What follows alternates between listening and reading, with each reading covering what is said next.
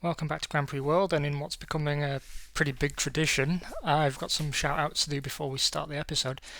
Big thanks to Legend of Rhino. Thanks for watching, mate. Really appreciate it. Your feedback is consistent with what I've seen elsewhere, which is that people seem to like it better when we sort of bang out a round or two per episode rather than actually covering the races. Although I'm more than happy to fulfill your request and do the full qualifying and race coverage for Monaco. So I'll make sure that happens.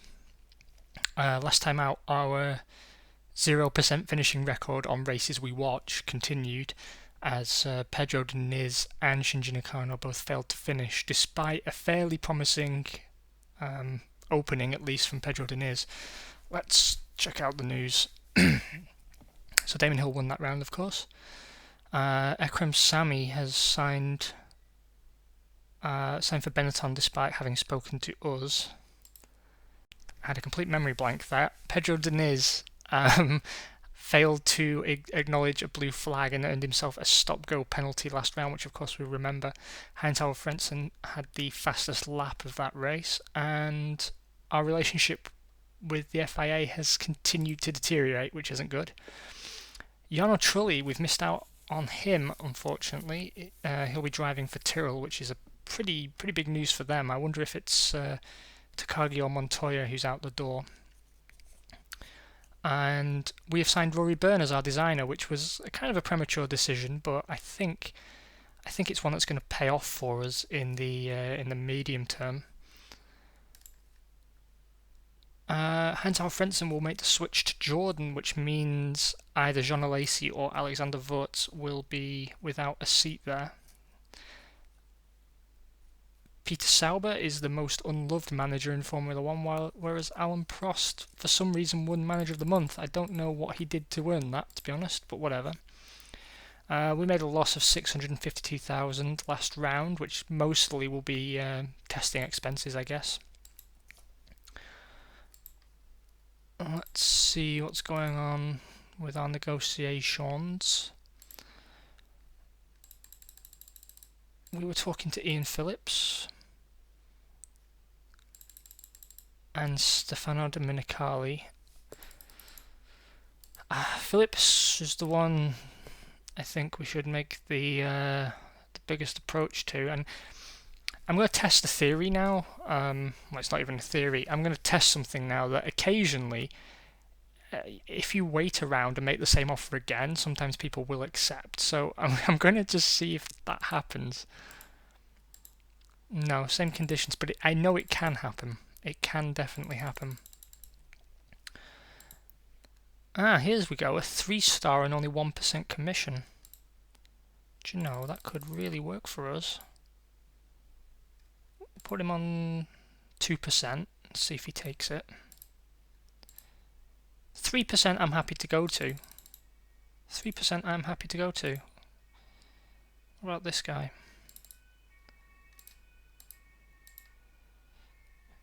No, I think Mannering is our man, so I'll come back to him next round, assuming he isn't stolen away from us. Over in the construction wing, Harvey Postlethwaite is under contract, who was our prime target, of course. We were talking to John Barnard. We're spending a decent sum of money here on department leads, which tends not to be the way I do things, but Barnard represents the best value for money for a 4 or 5-star team lead. So I'm going to sign him. We've dropped a total of 6 million there. We can always supplement our income by firing probably Nakano and taking on Dario Loretti. So if towards the end of the season we are losing too much money, or we sort of have concerns that next year we're not going to be in good shape, then we know what to do. Carl Gaydon remains our primary target. Still wants more money, but the conditions at the team are now such that he's prepared to sign for us after all. Nigel Stepney wants... Actually, he works out as better value for money. Yeah, less than 1 million, I think. Okay, so we're getting our team heads together, and they're looking pretty good. Commerce so far is still unsigned, but we've made some serious progress there. We've also spent some serious cash, of course, but got to speculate to accumulate, kids. We have active suspension level 2 ready. Let's see if it's legal. It was not. So that did us absolutely no help at all. That's okay though, because we should be able to start on our B-spec chassis this round, I would hope. That means we're not deploying any technology, I don't think. Let's see what's going on with this reliability benefit. Yeah, okay, well I don't want to be running around with only one level 1 reliability on any of our systems, so I'm going to spend a round on that. See how expensive testing is this time. Not as expensive as it has been. I'm going to stop tyre testing because it's not really doing us any favours.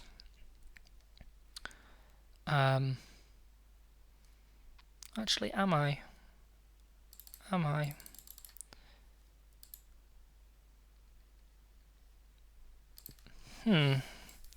think we're in a good position actually. Let's build our spare parts first. Spending quite a lot of money at the moment. I think we will be making a loss for the first few rounds while we find our feet. We've got the budget to kind of absorb that for a few rounds, and we can also sell some more equity in the team if we have to, or even take a loan when things get really dire. We're not dropping serious cash on the factory yet, which is something that I was considering, but now our salary bill for next year is going to be considerably higher than we anticipated. Our unique Arrow specification of the Ferrari engine has arrived. Nothing really to write home about at this time, but that's a demonstration of what is possible. We'll also try and get a Arrow's specific specification of tyre out, just for the laughs. I think what we would benefit from really is probably a tweak to the wet tyre. I think we can take a point or two off tyre lifespan and put it onto grip or temperature retention. I think there's a benefit to be had there. No new spec of fuel from Petrobras, but we weren't expecting much love from them, to be honest. Let's run some maximum testage. Because they're damaged. Oh wow, that's some serious damage. Okay, that's serious. Luckily we have the spare parts to deal with it, which is exactly what I was talking about, but now we don't have very many mechanics. So, good job we discovered that actually, because that means we're going to have to redress our priorities here. I think we will run without any tyre testing. And I think we'll have to run with slightly less here. I don't want to take any off engine testing. I think that's far too important. I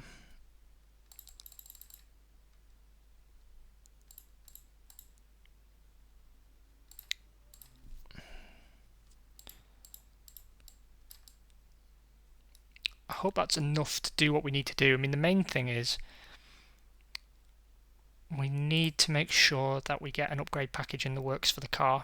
And I don't mind if Deniz, out of the two lead drivers, contributes more to that. We're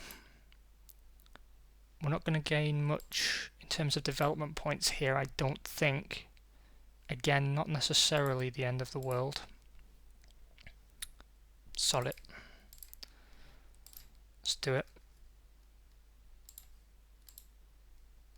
Okay, so now we can begin work on the B-spec. I'm going to take 30% off here for now, which isn't great, but again, the car, we don't know if it's legal yet. and I'm going to stick them on the new floor.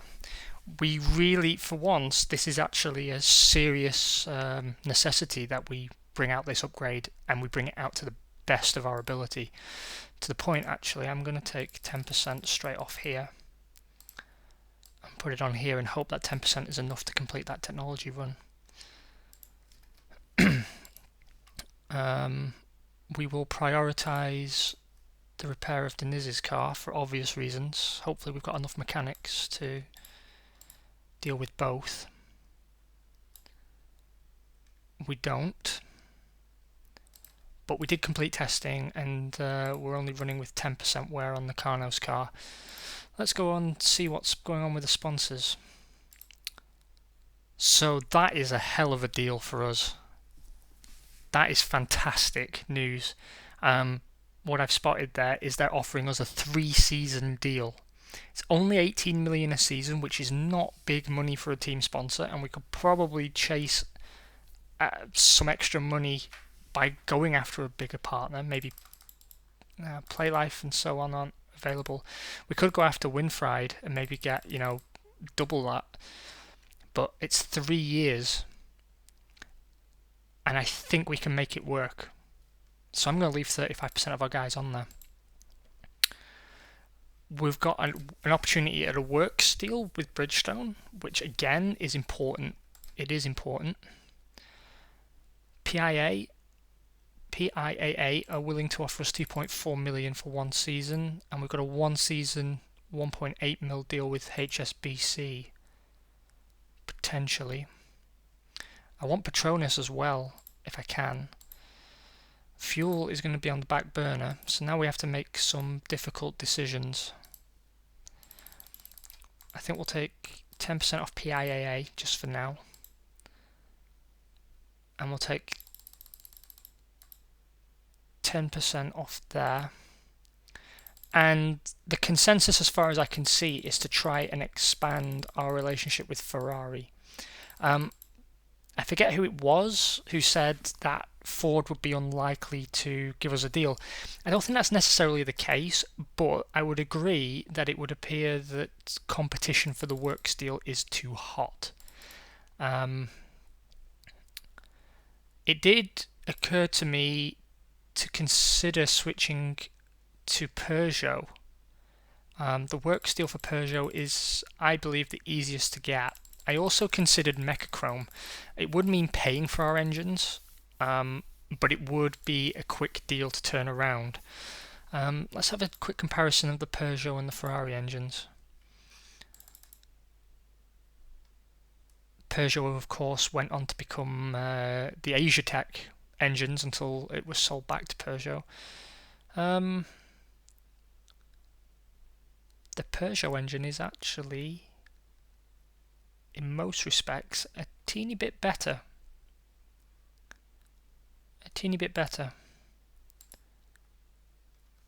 But the consensus is to go for Ferrari. So to Ferrari we will go.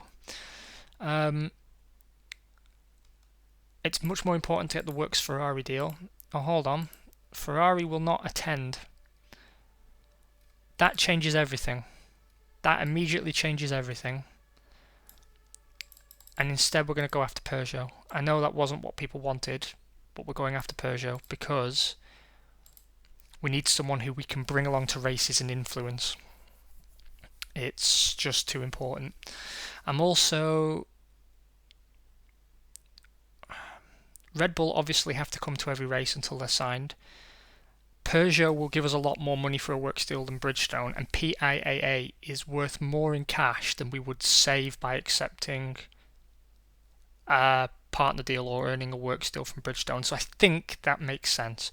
We do still want the works Bridgestone deal if we can get it, simply because it allows us to make our own compounds of tyre. And we will not settle for anything less than a works deal on engines if we can avoid it. So if we have to go to Ford or Mercedes after this, then we will. The reason I'm not going straight to Mercedes is because I still think that competition there is going to be too hot this season. I think it's very rare to see so many big teams gravitate to Ford the way they have. I think that enables Ford to make a fantastic engine next year, so we need to keep our eyes open if people are changing away from Ford, because it could leave a deal open where they've done all the development work and we reap the benefit. The decision to switch to Peugeot, despite having a decent relationship with Ferrari, is purely on the basis that if we can't bring Ferrari to the races for hospitality purposes, then at least two teams more important than us are inviting their reps, which means I would expect presumably Ferrari, but I don't know, maybe they're locked into a deal. Let's see who's not locked into a deal and try and guess who's negotiating with them. Bit of an odd one to do. I've never tried this before, but who's with who? Who's out of contract next season? So McLaren have to renegotiate. Sauber have to renegotiate. Us and Jordan have to renegotiate. Minardi and Ferrari have to renegotiate. So my guess would be Ferrari and McLaren and Sauber and Jordan, or any combination of that four, are talking to Ferrari. At least two of them. So if it's Sauber and Jordan, we could arguably beat them in a straight fight, but we don't know. And given how ineffective our commercial department has been, we don't want to get into that fight because there's a chance we won't win it. We could get to round 10 chasing a work steal that doesn't go anywhere, that the bar doesn't fill up. All the while they're talking to Sauber and Jordan, or Sauber and McLaren, attending races with their reps, and they sign with them round 10 or 11, and we are left screwed taking a very expensive customer deal. I mean, we could go back to a partner deal, but why bother? Again, this still enables us, if we want to switch to a customer supply with Hart or Mechachrome, or any of these actually. Mercedes, I think that engine needs too much work, actually. The power is fantastic, and the rigidity, but the rest is average or worse. I'd actually say this season Peugeot is the best all-round engine.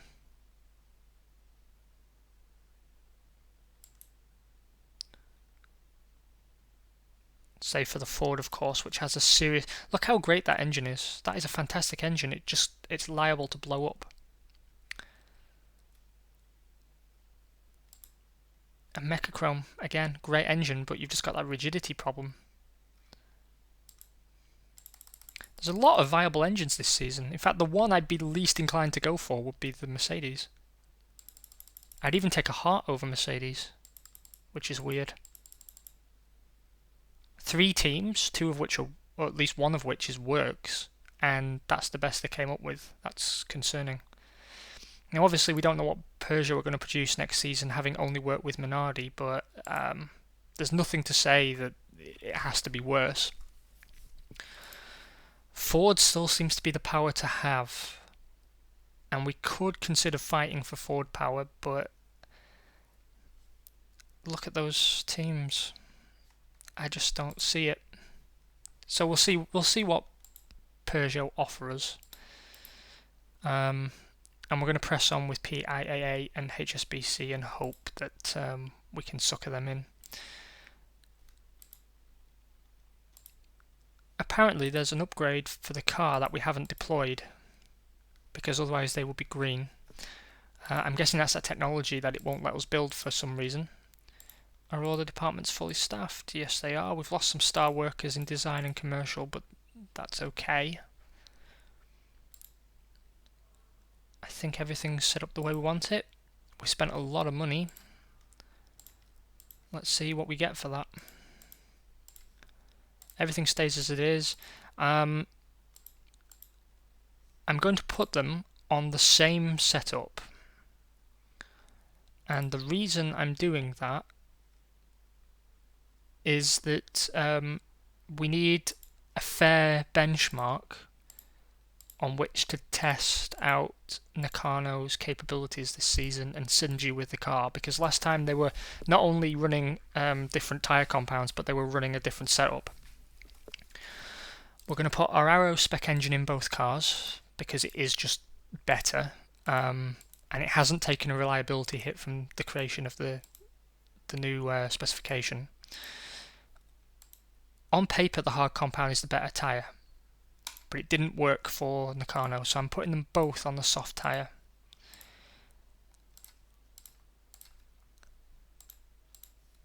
And this is actually going to be a much better view of our true pace, come to think of it.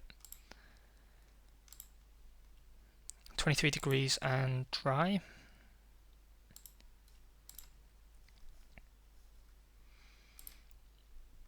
Tenth and 11th.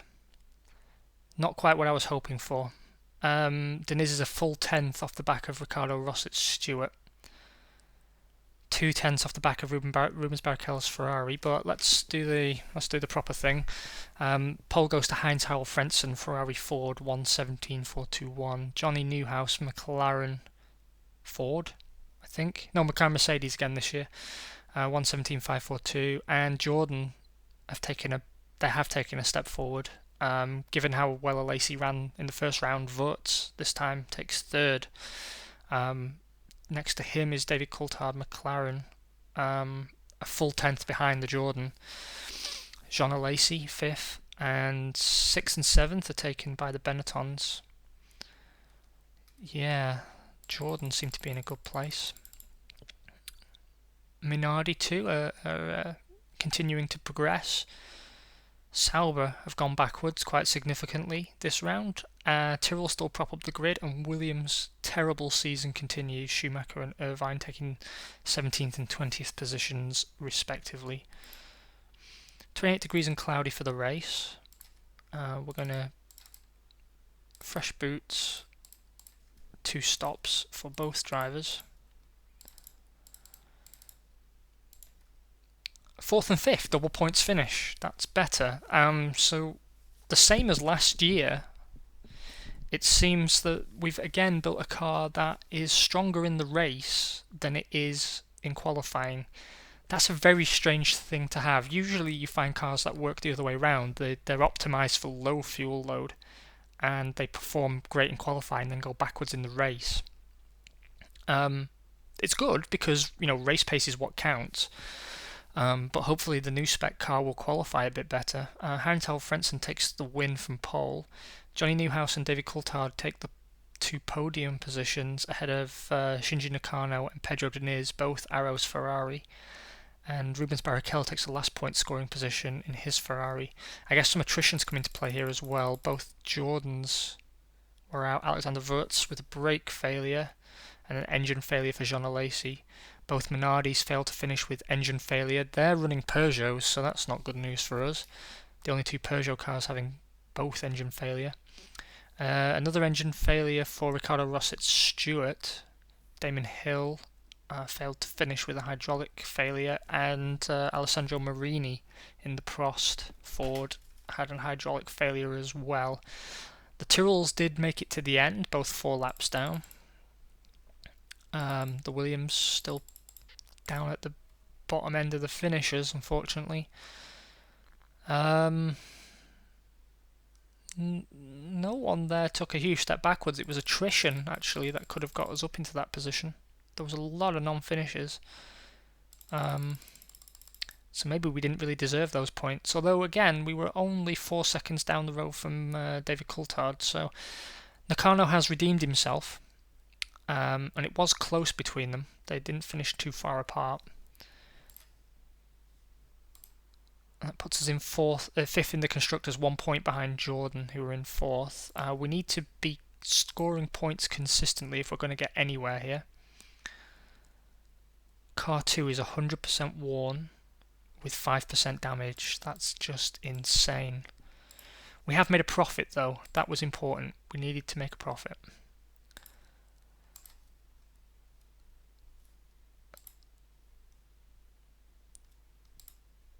Still no regulations released for next year's car. Progress has stopped. However, progress is good on the new floor. That extra 10% I'm going to move onto next year's car. Get that moving again.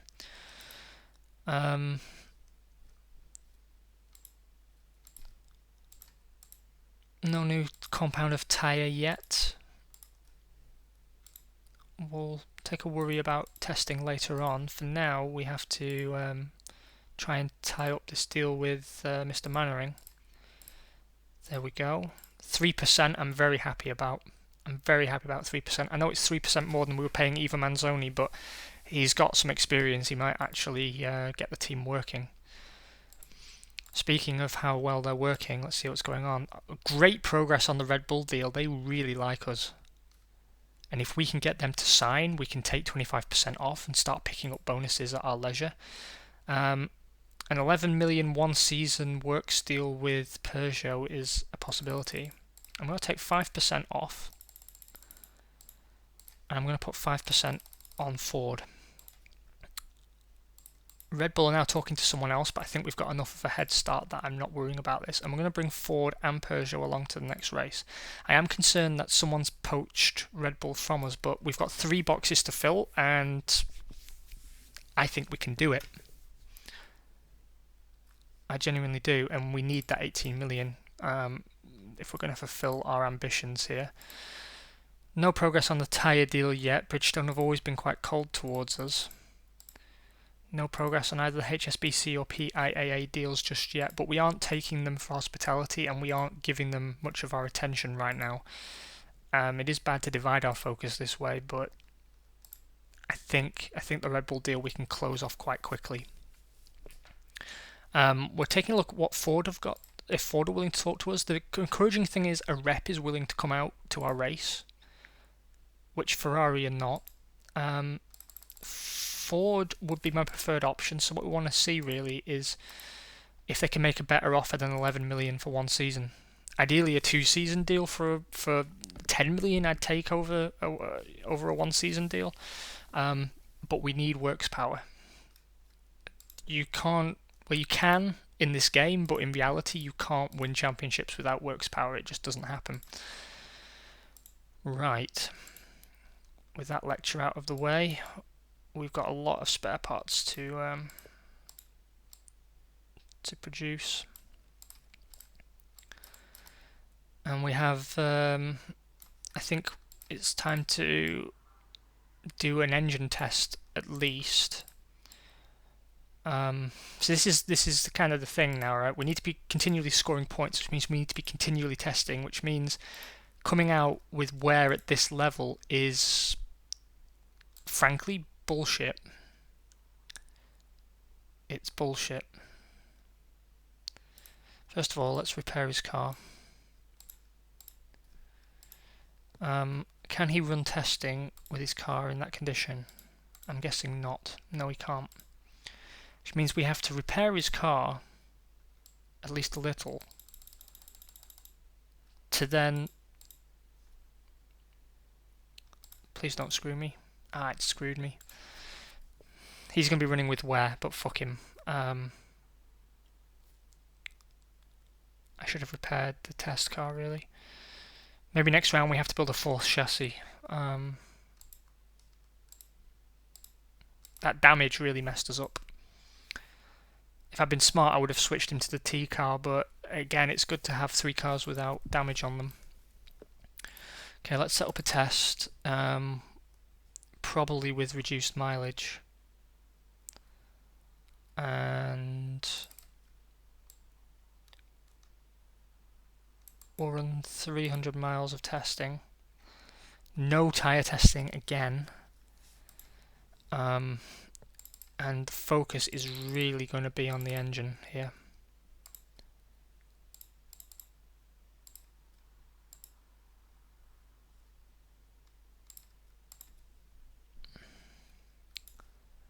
Okay. Then there's his car first.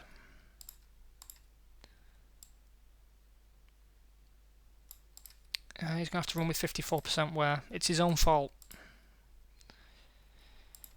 What that has enabled us to do, I hope, is to, make a significant improvement to the engine, which we're going to do. You're probably wondering, why have we not got 5 points to spend when we filled the bar?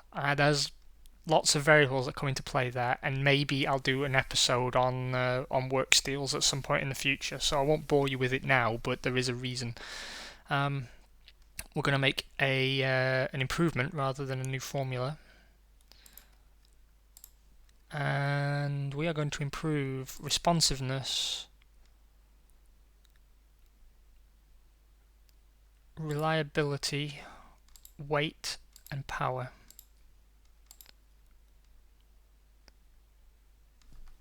That's a good spec. That is a good spec.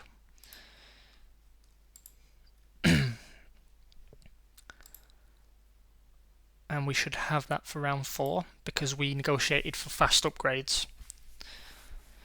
I don't expect Nakano to finish this race, which means we are going to have to look at making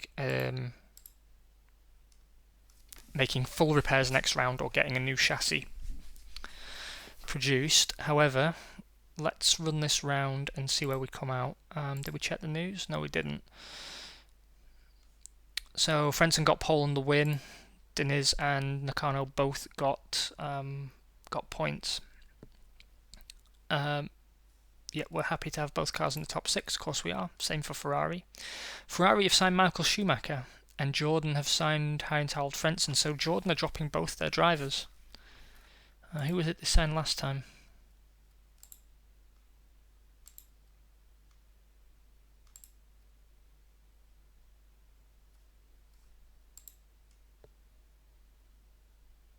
Oh, that's interesting. It's the same story twice. Okay. Ricardo Rosset will be staying at Stewart. Pedro Diniz had the fastest lap in the last race. I think that tells us actually that the car maybe isn't as bad as some of the performances are telling us. I don't know what we can do other than keep pressing on with our upgrades though. McLaren have signed Fondmetal as a sponsor. That's a decent sized sponsor. Sauber have taken John Alesi from Jordan, and McLaren have re-signed John Newhouse. Giancarlo Minardi is the worst manager, and Luca Di Montezemolo is the most popular. If I recall, we've signed all our team leads, so now it's a case of just making sure that we keep the teams fully manned, which we have. If we sign this 18 million contract with Red Bull, then I think we can invest a portion of that in upgrading our factory. For now, though, let's again set up the cars identically. We don't have any new spec engines for this round, but we will for the next. All the driver aids are in place. I'll tell you what, let's run them both on the hard compound tyre, just to see if that was a fluke. It's early in the season, we can recover if we need to. I think it's important that we learn what we can and can't do with this car. And if the hard compound just doesn't work for us, then we know not to risk that split strategy in the future. 23 degrees, very dry. Qualifying performance will be hit by this choice of compound, as we know. But given how close we were to the pace of the podium finishers, I'm hoping that the extra life in this tyre will get us up on the podium. And if we can start that process much earlier this season than we did in the last two, then good gravy. Yeah, so we have been hit on qualifying performance.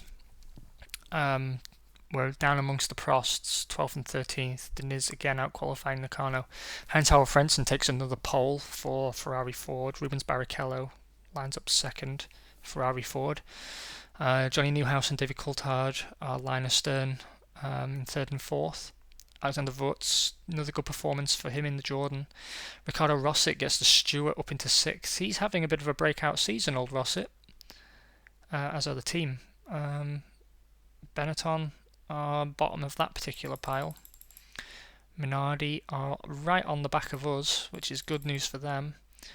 Sauber's terrible season continues, Williams' terrible season continues, and Tyrrell continue to form the foundation of this particular stack of cards.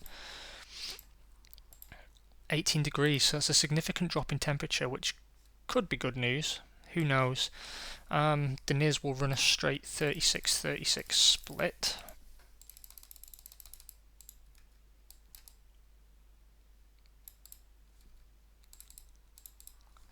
Whereas Nakano will run 37-35 and hopefully make it to the finish.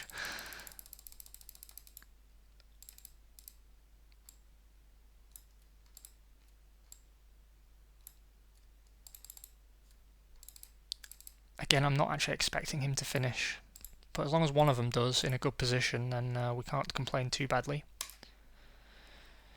Deniz does get in the points, but he's behind both Benettons, which is odd, and Minardi pick up a point with Mikasalo. This is enough to move us into the 4th position that we wanted.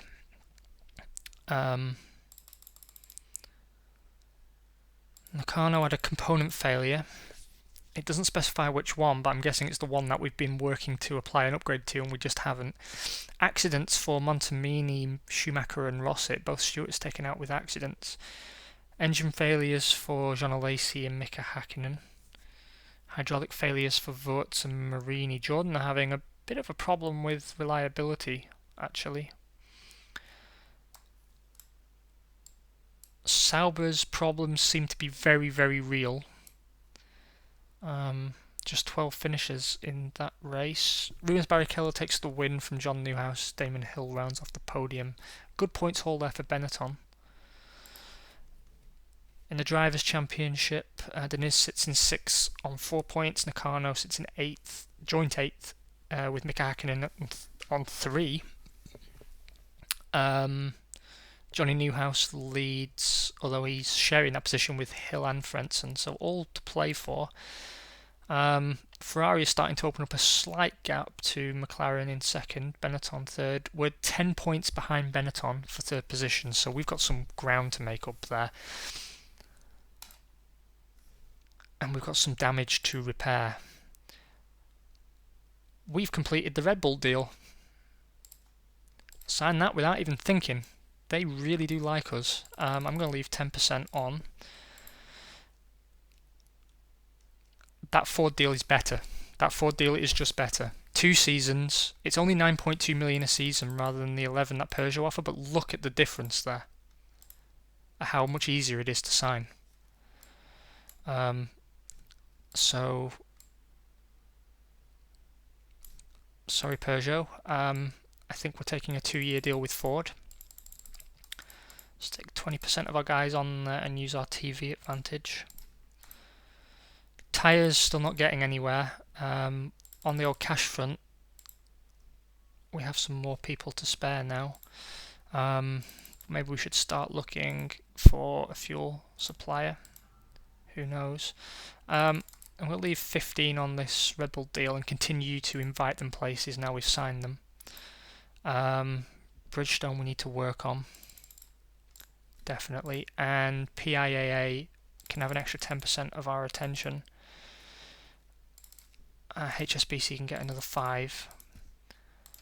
We are in a good position. I cannot emphasize strongly enough how good a position we are in now. I'm going to stop bringing PIA. Our relationship with them is actually getting quite good. Maybe I'll keep inviting them places.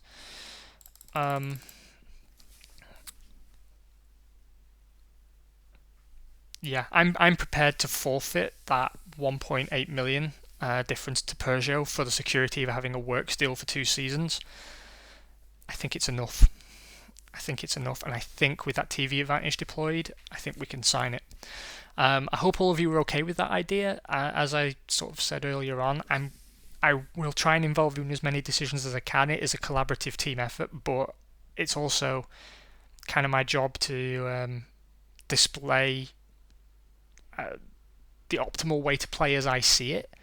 And we took a risk by diverting our attention to Ford that way, and it has paid off. I wouldn't normally invite more than one engine supplier to a Grand Prix, but for Ford just is the better option. There's a reliability problem on the engine, but it's not one that we're incapable of sorting out ourselves. The rest I'll cover in the next episode, I guess. But thank you very much once again for joining me. It's always a pleasure to do these for you. Feel free to like, dislike, subscribe, leave comments below if you so wish. Everything's appreciated. And have a great week. I'll see you when I see you.